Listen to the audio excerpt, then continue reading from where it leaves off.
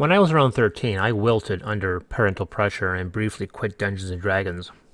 It didn't take. I did this because my mother, who was and still is a devout Roman Catholic, objected to the game's subject matter. This occurred when D&D was under substantial pressure from religious conservative groups. Well, more than it is now. To her credit, my mother never prohibited me from playing it.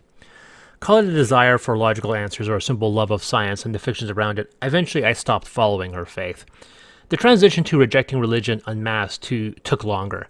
Despite the obvious pagan undertones of most fantasies, one thing D&D does not preach is a rejection of faith or a refutation of divine creation.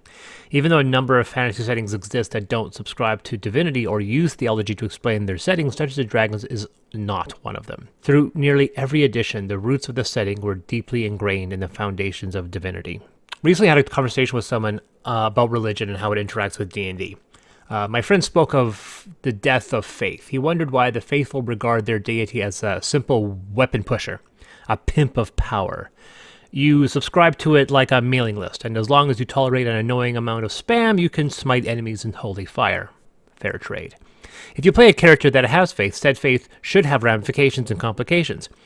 This is not a distant god, but an active one. It demands servitude, and punishment doesn't necessarily have to come from the hands of another mortal.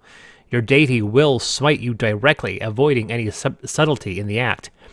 I had made identical observations as well. However, I came to a different result. Kill your gods.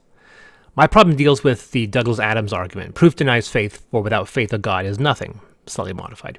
Neil Gaiman commented on this as well in American Gods. The personification of Odin explained that every human was a honeybee with a minuscule amount of honey, and gods fed on the honey of the masses underneath them, honey equating faith. However, in a world where gods exist without simple belief, a world with undeniable proof that can't be discounted scientifically, there is no need for faith.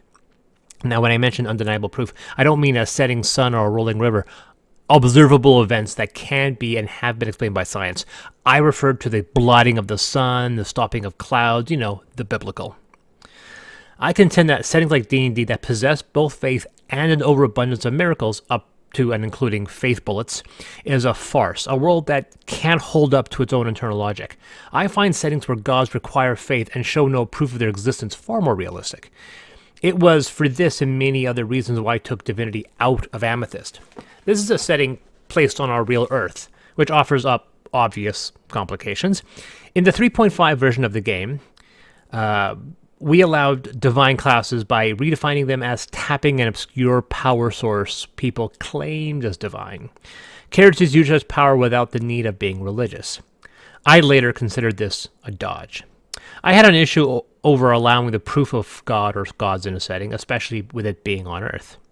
I had received some criticism for this, as it limited class options in a system supposedly encouraging player freedom. Thankfully, I took Dark Sun's duplication, not imitation, of this setting point as vindication. Dark Sun took clerics out for different reasons. If we allow a priest to have divine powers and a cleric to have divine powers, this forces a proof of God in the setting. I mean, we could say, your faith gives you power, not your God. Unfortunately, that's still heretical in the eyes of many religions. We're not smoothing the waters by allowing it without condition. You can spend years reading books to cast a spell, or you could just believe really, really hard. I wanted it to be a mirror of our real world, which means divine power is delegated to holy books and bad Kirk Cameron films. Therefore, I would encourage one of two options. Either you deal with the power of God directly with consequences and commitments ever present, as my friend suggested, or you allow faith to remain as it is now. Disputable miracles, blind fanaticism, corrupted spiritual leaders.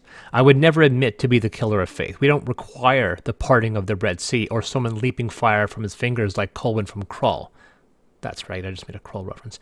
People find their symbols in clouds, coffee cream, and on grilled cheese sandwiches. Most of the conflicts in our world come from the confused misinterpretations of holy books. What fun is there in a setting if a god could just shout to the masses as a booming voice from heaven for what it desires? I look at the deities in D&D and consider them vastly inadequate. Theology was crafted to explain a universe the people within it didn't understand. Deities waved the threads of fate. They controlled the stars. They commanded nature. They offered blessings or sapped a land of strength. They snaked their fingers into the lives of all mortals, absolving them from their actions, forced by the hand of the divine. By their decree, they could beckon the end times, taking away all the lives they created. Gods release us from the concerns of free will, allowing us to thank or blame them for all the events in the world. Without these testaments, gods are undeserving of our faith. I know it may seem I'm preaching an agnostic view upon your game world. I am not. Well, not entirely. But by giving people divine power, we are saying that agnosticism and atheism is wrong. Must all fantasy worlds be forged from the hand of God?